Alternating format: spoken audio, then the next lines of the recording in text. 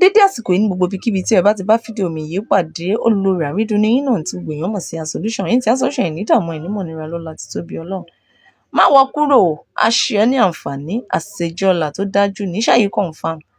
Ẹ lọ bá mi wá ewé onítìkùtì, òun náà là ń pè léwé tòmátò, ewé ọ̀là àtàjọ̀sìn 16 ẹ jẹ́ ká lọ̀ ọ́, ẹ jẹ́ ká fi ṣe ike màálù 3, ẹyin àgíríkì 3, lépo níyọ̀, ẹ jẹ́ ṣàdúrà ńláńlá sí, ẹ jẹ́ ká jẹ́. Bá mi share fídíò yìí, ọwọ́ tó fi share wá fi gbáre mú, ò ní fi gbọ́mọ sí, ayé ò ní bọ́ bàtọ̀ fún sẹ́nu ọ̀nà ilé rẹ o. Fún ẹ̀yin tẹ́ ń béèrè nọ́mbà A-Solution 08069243475 08069243475.